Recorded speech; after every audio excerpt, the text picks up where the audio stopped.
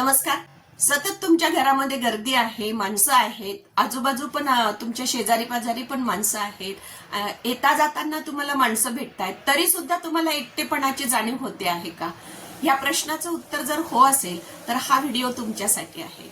आयुष्यात एकदा तरी ही परिस्थिती आपल्यावर येत असते की आपल्याला एकटेपणाची भावना यायला लागते. तर ती कशामुळे येते, त्याची लक्षणं काय आहे, त्याच्यावर उपाय काय करता येईल, याबद्दल आपण आज बोलणार आहोत.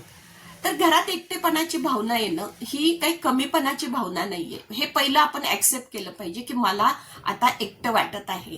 तर याची लक्षणं काय आहे की सतत चिडचिड होत राहणं, खूप थकवा येणं, म्हणजे तो मानसिक थकवा असतो ना, त्याच्यामुळे सतत काळजी करत राहणं, नंतर कशातच रस नसणं, किंवा कोणी समोरचा व्यक्ती बोलत असला तरी एक फॉर्मॅलिटी म्हणून आपण ऐकत असतो, त्याला फारसा रिस्पॉन्स आपण करत नाही. हे जेव्हा लक्षणं यायला लागतात तेव्हा नक्की समजायचं की आपल्याला एकटेपणा येतो आहे. आवडत्या व्यक्तीशी सुद्धा जास्त आपल्याला बोलावंसं वाटत नाही. कधी कधी तर ती स्टेज इतकी वरची असते की आपल्याला कोणाशीच बोलावंसं वाटत नाही. हे जेव्हा होतं तर ही लक्षणं आहे एकटेपणाची. त्यावेळेला आपण मान्य केलं पाहिजे की आपल्याला एकटेपणाची भावना सतावते आहे. बऱ्याच वेळेला या भावनेमध्ये पुढची एक भावना येते की मला कुणीच समजून घेत नाही. तर अशी जेव्हा भावना यायला लागते तेव्हा सुद्धा एकटेपणा येतो. आता ही झाली लक्षणं. त्याची आता कारणं पाहिली पाहिजे. कारण म्हणजे भावनिक आपलं अंतर पडलेलं आहे. म्हणजे घरात कुटुंब सगळेजण एकत्र आहे तरी सुद्धा ऐकणं होत नाहीये. बोलणं होतं सगळ्यांचं, पण ऐकणं होत नाहीये. एकमेकांचं आपण ऐकत नाहीये. त्याच्यावर मी एक सेपरेट व्हिडिओ केलाय, तो पण बघा तुम्ही. एकमेकांचं कुणीच कुणाचं ऐकत नाहीये. तर ही परिस्थिती आत्ताची आहे आणि या भावनिक अंतरामुळे सुद्धा एकटेपणा वाढतो आहे. दुसरं एक महत्वाचं कारण आहे तुलना आणि अपेक्षा. आपल्याकडून खूप जास्त अपेक्षा केलं जातं की तू असा नाहीये, असा पाहिजे होता, किंवा सतत महिलांच्या बाबतीत तर मी बऱ्याच घरांमध्ये पाहिलेलं आहे की सतत त्यांना डॉमिनेट केलं जातं, किंवा सतत त्यांना असं सांगितलं जातं की तुला काहीच येत नाहीये, तुला मोबाईलला तू असं करू नको नाहीतर ते खराब होईल, किंवा बँकेचे व्यवहार तू करू नकोस, किंवा हे करताना महिलांना पहिल्यांदा नकार दिला जातो की जसं काही तिला काहीच समजत नाहीये आणि फक्त ह्यांनाच समजतं आहे. अशा प्रकारची भावना मग तिच्यामध्ये यायला लागते आणि हळूहळू मग तिचा आत्मविश्वास कमी व्हायला लागतो. कारण इतके नकार तिने ऐकलेले असतात की ऑटोमॅटिक तिला वाटायला लागतं की मला खरोखरच जमणार नाहीये हे. आणि म्हणून 50च्या 55च्या महिला आम्ही जेव्हा पाहतो तर त्या खूप आत्मविश्वास गमावलेल्या महिला असतात. कारण घरासाठी त्यांनी खूप वेळ दिलाय, पण त्या घरातूनच त्यांना खूप जास्त निगेटिव्ह कॉमेंट मिळाल्यामुळे त्यांचा आत्मविश्वास कमी झालेला असतो आणि म्हणून त्यांना एकटेपणाची भावना जास्त सतावते. पुढचं एक कारण आहे की डिजिटल अंतर. म्हणजे सगळेजण स्क्रीनवर आहेत, मोबाईलवर आहेत, लॅपटॉपवर आहेत, टीव्हीवर आहे, अशा वेगवेगळ्या गॅजेट्समध्ये सगळेजण गुंतून गेलेले आहेत. त्याच्यामुळे संवाद होत नाहीये. म्हणजे बोललं जातं. मी असं सुद्धा पाहिलेलं आहे की घरात सगळेजण जमलेले आहेत आणि एकमेकांना मेसेजेस करत आहेत. म्हणजे बोलण्याऐवजी मेसेज करणं त्यांना सोपं जात आहे, किंवा व्यक्त होण्याचं साधन म्हणून डिजिटल साधन वापरलं जातं. तर बॉडी लँग्वेज समजून घेऊन बोलणं आहे, एकमेकाचा मूड सांभाळून बोलणं आहे. हे होत नसल्यामुळे आपल्याला भावनिक दृष्ट्या एकटं वाटायला लागतं. तर आपण लक्षणं आणि कारणं पाहिली. आता त्याच्यासाठी उपाय पण पाहिले. पहिली गोष्ट तर ही भावना स्वीकारा की मला एकटेपणा जाणवतो आहे. हे पहिलं स्वीकारलं पाहिजे.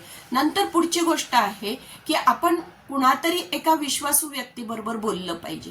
ती विश्वासू व्यक्ती आपली मैत्रीण असू शकते, कुटुंबातली व्यक्ती असू शकते, नातेवाईक असू शकते, किंवा काउन्सिलर असू शकते, किंवा आजूबाजूचे कुणीही असू शकतं. फक्त तिच्यावर आपला विश्वास पाहिजे. अशा विश्वासू व्यक्तीकडे आपण जर आपली भावना बोलून दाखवली, पहिल्यांदा तर तुम्हाला भावना बोलावी लागेल की मला एकटेपणा जाणवतो आहे, हे स्वतःच्या तोंडाने म्हटलं पाहिजे. त्यावेळेला तो ऍक्सेप्टन्स होतो की मला हे झालेलं आहे आणि त्याच्यावर मग उपाय शोधता येतात. दुसरा एक उपाय आहे की स्वतःच्या सीमारेषा ज्या आहेत त्या तुम्ही ठरवल्या पाहिजे. आता सीमारेषा ठरवताना हे मला करायचं आहे, हे मला नाही करायचं आहे, किंवा याला मला वेळ मिळणार नाहीये, किंवा मी किती उपलब्ध असायचंय. बघा, काही लोक नाही म्हणण्यासाठी खूप वेळ घेतात आणि मग स्वतः खूप त्रास करून घेतात. त्याच्यावर पण आपण एक व्हिडिओ बनणार आहोत, हाऊ टू से नो. त्याचे पण मी ट्रेनिंग कोर्सेस घेते. आपल्याला जेव्हा नाही म्हणता येतं त्यावेळेला बरेचसे प्रॉब्लेम जे आहेत ते कमी पण होतात आपले, तर त्याच्यावर आपण नंतर बोलू. प्रत्येक वेळेला आपण उपलब्धच असलं पाहिजे असं नाहीये ना. म्हणजे लोक त्यांच्या वेळेला ते वेळ काढून आपल्याशी गप्पा मारायला येतील किंवा आपल्या घरी येतील आणि आपण त्यांच्यासाठी सतत अवेलेबल राहील. त्याच्यामुळे काय होतं की आपल्याच मागे सगळं लागून जातं. हो ना. म्हणजे तुम्ही महिला म्हणून मी अगदी नक्की सांगू शकते की पाहुणे येणं ही जी गोष्ट आहे, त्यांना सतत आपण जर घरात राहिलो तर आपल्याकडे पाहुणे येत राहतात. परंतु एखादी वर्किंग वुमन असेल तर तिथे मात्र पाहुणे अगदी तिचा वेळ घेऊन जातात. तर आपल्याला एकटेपणाची भावना येत असेल तर आपण प्रत्येक वेळेला सगळ्यांसाठी अवेलेबल राहणं हे आपल्याला शक्य नाही, हे आपण सांगितलं पाहिजे लोकांना. नंतर पुढचं आहे की स्वतःशी प्रामाणिक राहा. मला जे करायचं आहे ते करायचं आहे, एवढं प्रामाणिक तुम्ही राहिलं पाहिजे.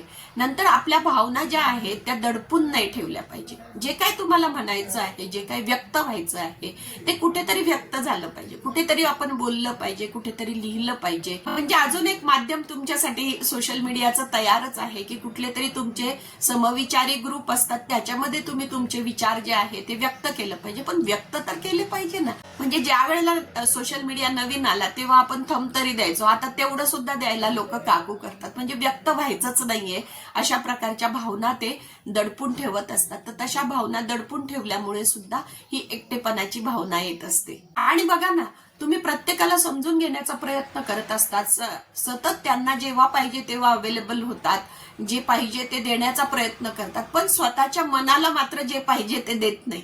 हा अन्याय आहे की नाही? म्हणजे दुसऱ्यांसाठी तुम्ही सगळं करायचं आणि स्वतःसाठी काहीच करायचं नाही, हा स्वतःवर केलेला अन्याय आहे असं मला वाटतं. आणि म्हणून या अन्यायाला कुठेतरी वाचा फोडली पाहिजे. त्याच्यासाठी आपण व्यक्त झालं पाहिजे, बोललं पाहिजे, आपल्या भावना दडपून नाही ठेवल्या पाहिजे, सतत अवेलेबल राहता कामा नये. कुठेतरी नाही म्हणायचं, कुठे हो म्हणायचं ते माहिती पाहिजे आणि प्रामाणिक राहिलं पाहिजे स्वतःशी. माझ्या मनासाठी मी ह्या गोष्टी करत आहे असा दिवसातला थोडा तरी वेळ स्वतःसाठी आपण राखून ठेवला पाहिजे आणि त्याच्यामध्ये आपल्याला पाहिजे त्या गोष्टी केल्या. म्हणजे काहीतरी तर आपण शिकलं पाहिजे, करण्याचा प्रयत्न केला पाहिजे, हाताने क्रिएटिव्ह वर्क करण्याचा प्रयत्न केला पाहिजे. तर त्याच्यासाठी आपण वेळ काढू शकतो आणि क्रिएटिव्ह वर्क हे काहीही असू शकतं. तो स्वतःचा तुमचा वेळ पाहिजे. पुस्तकं वाचायची वाचा, बाहेर फिरायचं असेल तर फिरू शकता. कितीतरी गोष्टी आहेत आयुष्यात स्वतःसाठी करण्यासारख्या, त्या तुम्ही करून एकदा बघा आणि मग तुम्हाला लक्षात येईल की दिवसातला थोडा वेळ जरी तुम्ही स्वतःसाठी काढला तरी सुद्धा तुमची ही एकटेपणाची भावना कमी होऊ शकेल. तर तुम्हाला कसं वाटला हा व्हिडिओ तुम्ही नक्की कॉमेंट करून सांगा आणि चॅनलला सबस्क्राईब करा, लाईक करा. धन्यवाद.